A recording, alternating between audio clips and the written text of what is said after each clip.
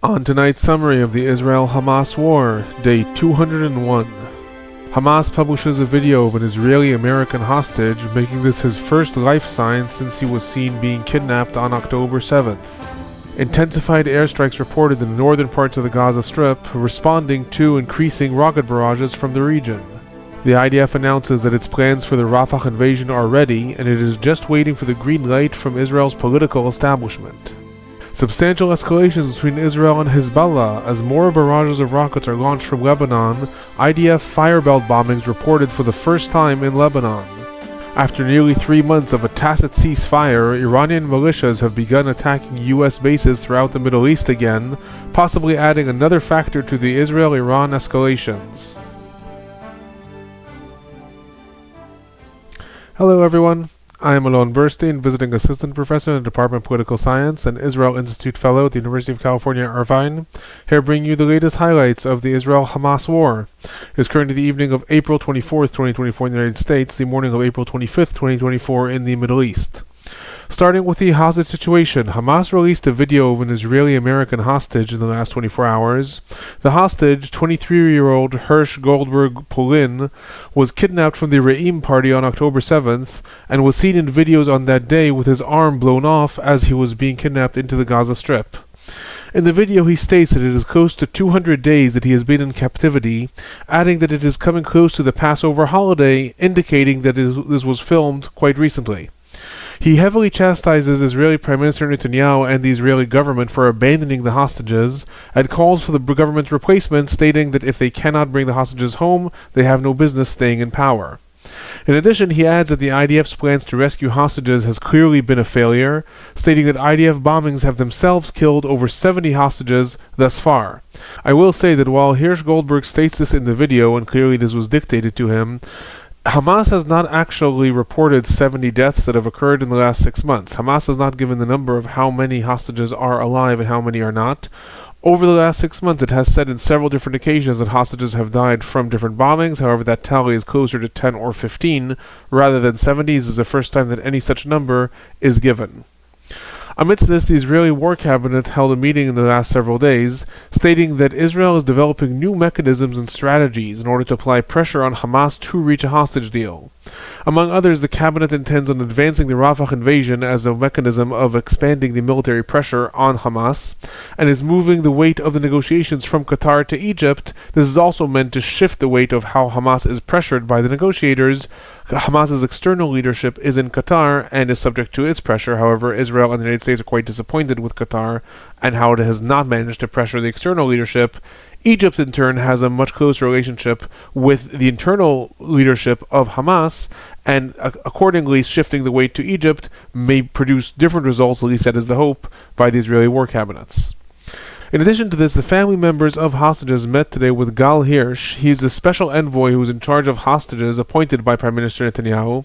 It's important to note that while he is the special envoy in charge of the hostage situation, Hirsch does not actually have any specific role. He does not take part in negotiations nor take part in government meetings. What his function is in fact not clear. However, he is a close associate of Netanyahu, and thus the family members feel that meeting with him may in turn apply pressure on the government.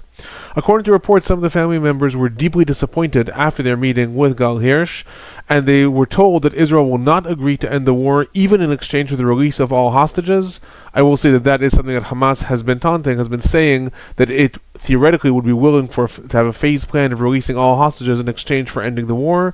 Israel has not agreed to even negotiate this, and according to at least what the family members reported, Gal Hirsch also said that would not be on Israel's agenda. Moving on to the situation in the Gaza Strip, there were continuous rockets fired from the Gaza Strip targeting the southern parts of Israel in the last 24 hours. Rockets targeted the areas of Sderot, Gevim, Sapir College, Ivim, and Nir Am. Earlier rockets were also fired towards the areas of Kisufim. The Al-Quds Brigades of the Palestinian Islamic Jihad took responsibility for at least some of these barrages. Regarding the fighting in the Gaza Strip, in the northern parts of the Gaza Strip, major bombings were reported throughout the different sectors surrounding Gaza City. Many different reports also added that these were the most intensive bombings that have occurred in recent weeks. Targets included areas in Beit Hanun, Jabalia refugee camp, Beit Lahia, and Zaytun. According to reports, they come in response to these rocket barrages that have been launched from the northern parts of the Gaza Strip. What has happened in the escalation is the Palestinian Islamic Jihad started launching these rockets several days ago, saying that it is marking 200 days to the war and showing that it still has a presence in the northern parts of the Strip. The IDF seemingly is retaliating with aerial bombings in the northern parts of the Strip.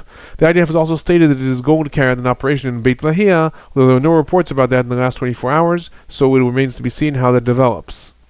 In the central parts of the Gaza Strip, the IDF continued to expand its operation in the central areas surrounding the Netzarim corridor. Al-Qassam Brigades reported today ambushing IDF soldiers in the central Gaza camps, attacking their tank with missiles. There was no information given about how this battle specifically ended up. In the southern parts of the Gaza Strip, several different bombings were carried out targeting launching sites in the southern areas. The IDF stated that Hamas had established the launching sites 50 meters from humanitarian safe zones in the southern parts of the Strip.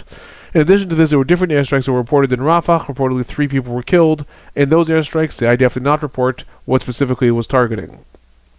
Other news related to the Gaza Strip. Preparing for the Rafah invasion, the IDF Chief of Staff Herzi Halevi traveled to Egypt today alongside with the head of the Shabak, Ronen Bar.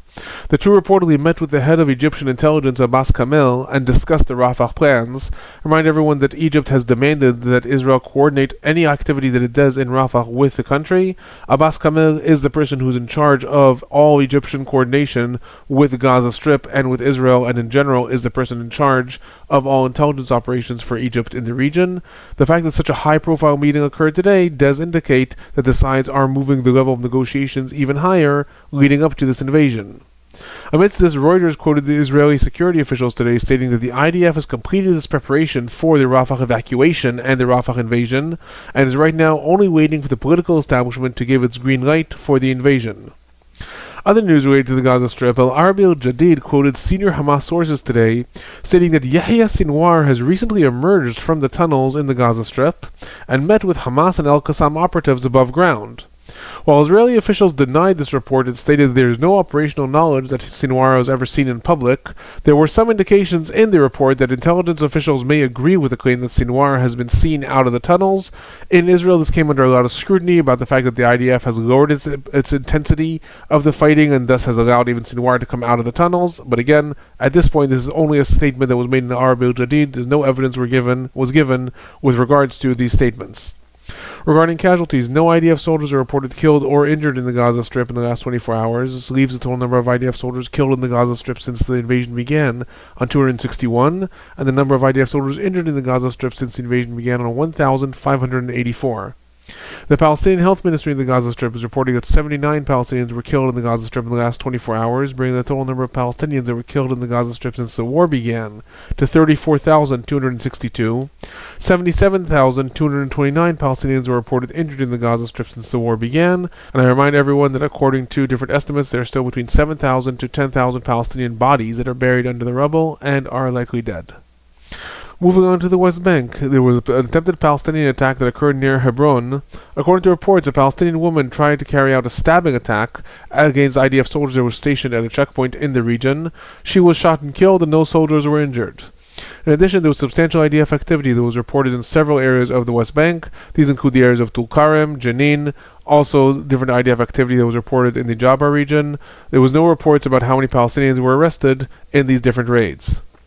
Other news related to the West Bank. The U.S. State Department condemned the plans being advanced by Israel's finance minister Bezalel Smotrich to legitimize dozens of unauthorized settlements throughout the West Bank. Smotrich recently issued a letter to different government ministries in Israel, calling upon them to follow the government decision that was made a year ago, i.e. before the war, to begin recognizing unauthorized settlements and outposts in the West Bank, granting them legal status and connecting them to infrastructure.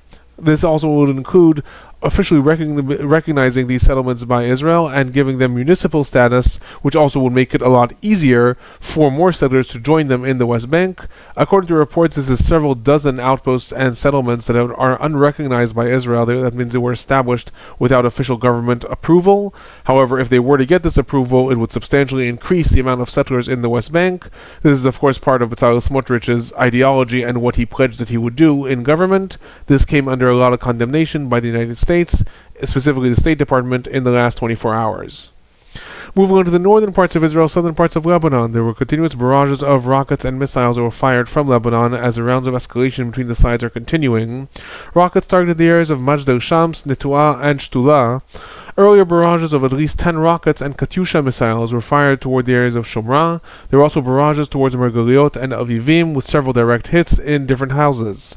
Anti-tank missiles were also fired towards the areas of Avivim, and mortar fires were also launched towards the areas of Shomra and Zar'it. Regarding IDF activity, throughout the day, the IDF carried out a substantial series of attacks in several different waves in the southern parts of Lebanon. In the Ita Ash'ab region, a combined airstrike and artillery fire targeted over 40 different targets simultaneously with substantial bombings.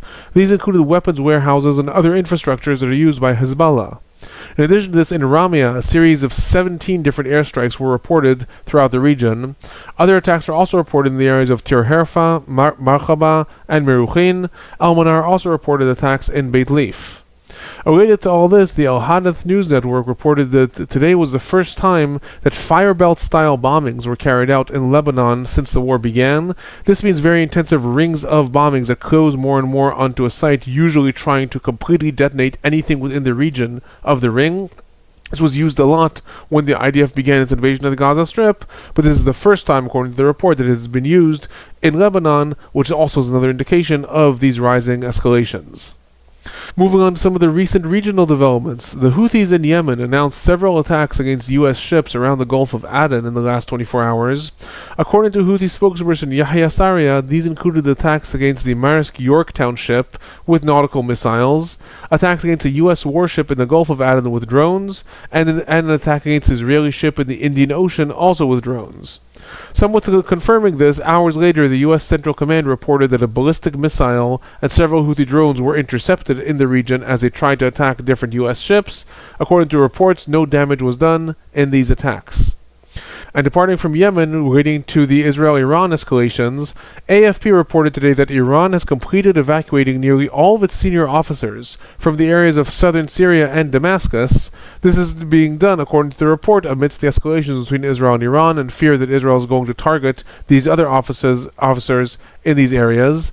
Regarding that escalation between Israel and Iran, both sides have seemingly agreed that the current round of escalation is over. In other words, Iran carried out its retaliation for Israel's attack against the consulate in Damascus, then Israel carried out its retaliation but did not claim responsibility for it, allowing Iran to spiral down as well. However, all the sides are obviously on edge for further escalations. Possibly relating to this, there was a report in the last several days that pro-Iranian militias fired 5 rockets towards a U.S. base in northeastern parts of Syria. The rockets were fired from the Zumar region in Iraq, and the Hezbollah and Iraq brigades claimed responsibility for this attack.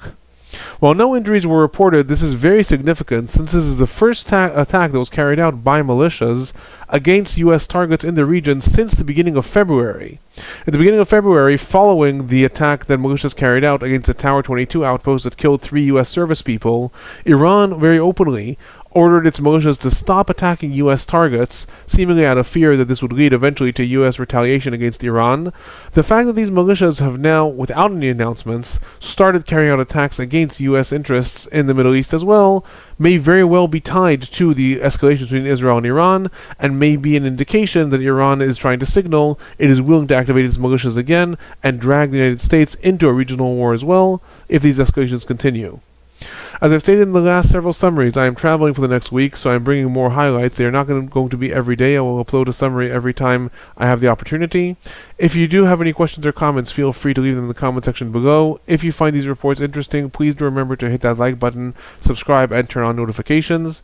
That is my summary of the highlights from the last 24 hours. I will be back in the coming days.